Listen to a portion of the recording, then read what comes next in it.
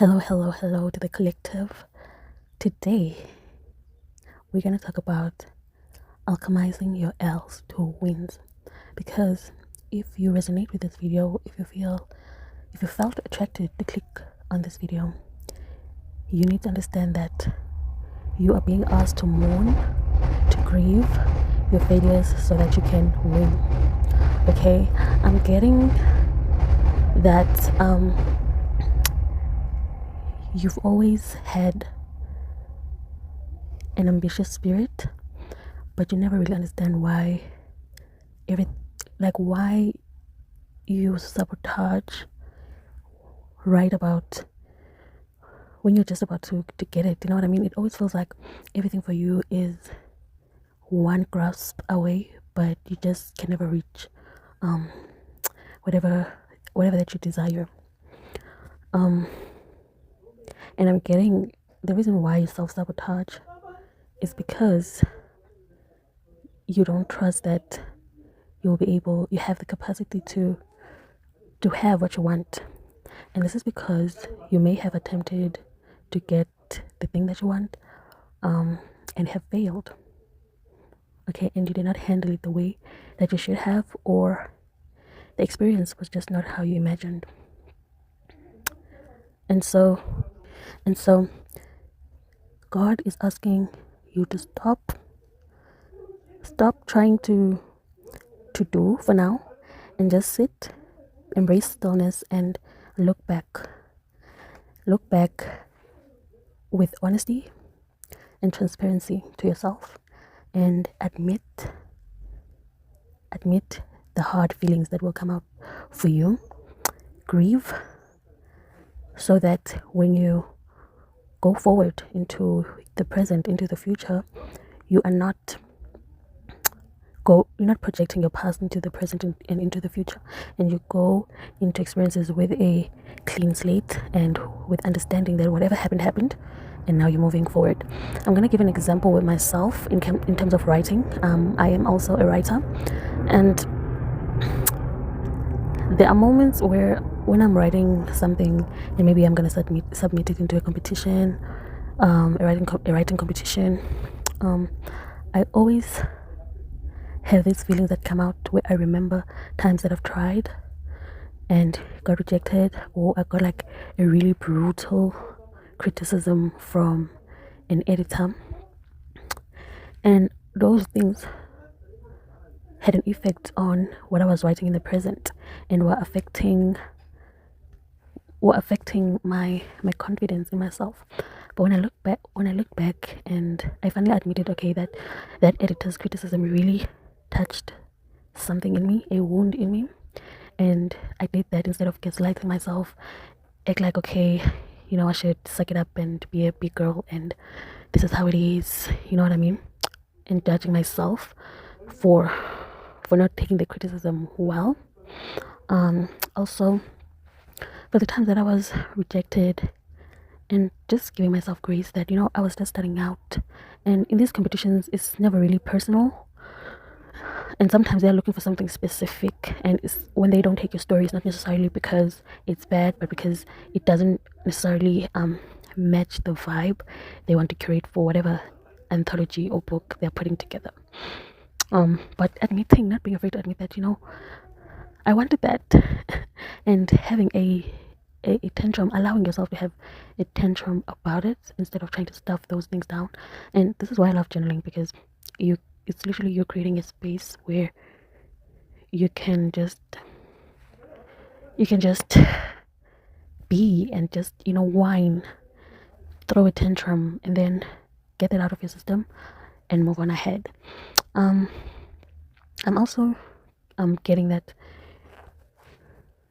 you need to understand the reason why you self-sabotage. It is not because you have this self-hatred or something. Self-sabotaging is actually a useful coping mechanism, and it is actually something that should happen. Believe it or not, it's something that it has to happen, because when we self-sabotage, we are being honest with ourselves. Actually, that is when we're being honest with ourselves. It's just that we don't want to admit. we don't want to admit. It's like a part of us that is hopeful, um, that doesn't want to look at the negative stuff, wants to move to our desire, but there's a part of ourselves that we're trying to suppress that just, overpowers us right when we have what we want and ruins everything. And we are confused as to why does this always happen? Why does this always happen? But we know the truth. We know that we feel undeserving of whatever we want. We know that we feel like imposters. They're just those feelings. And we burn everything down because a part of us is still hurting. And when I look back now on in situations where I've self-sabotage, I was like, thank God I did that, because I was really not in a space to have what I thought I wanted, or I was not ready for the opportunity. So I'm glad I dipped out before, It's like a part of you knows your true feelings about yourself, and we try to override it.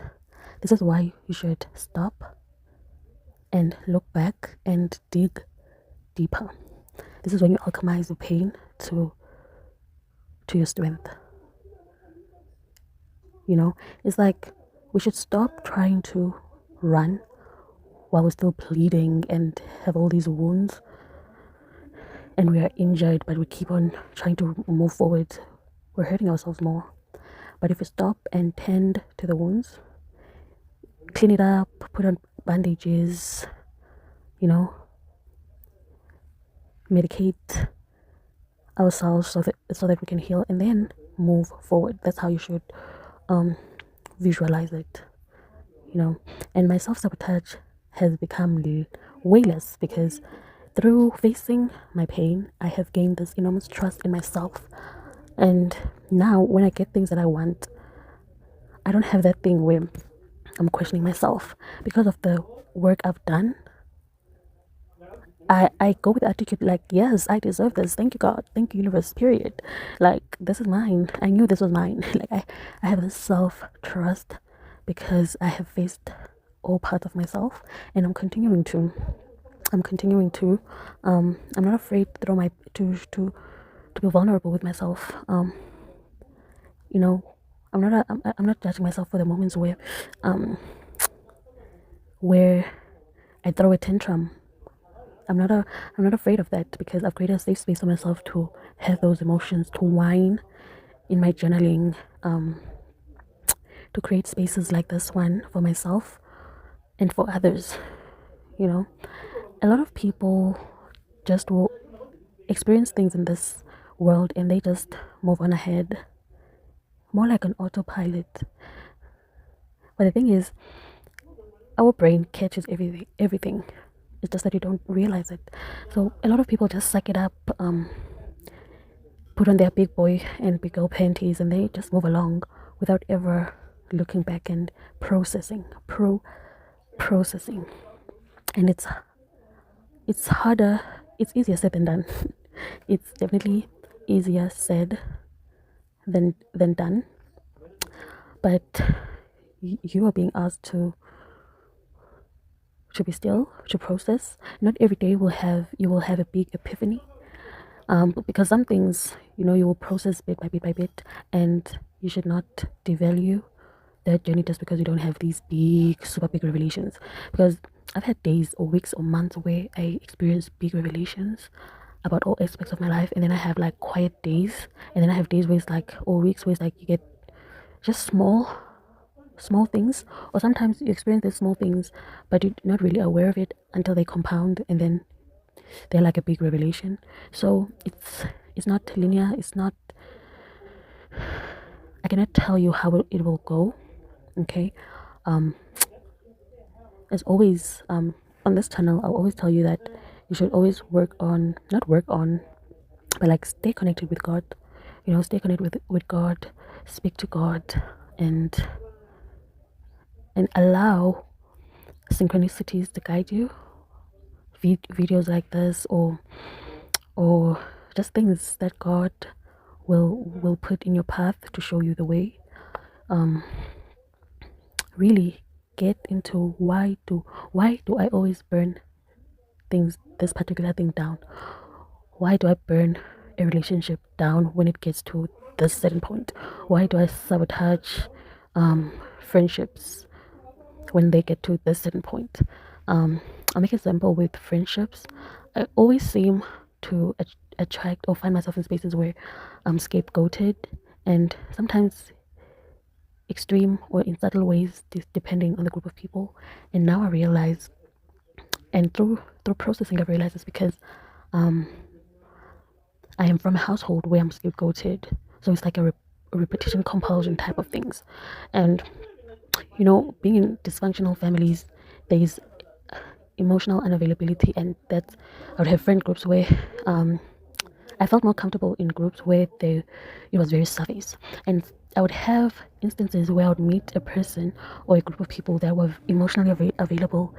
Now that I look back, they were safe and just secure people, and I always found them to be boring as time goes by, boring and smothering, and I would sabotage the friendship, either by ghosting or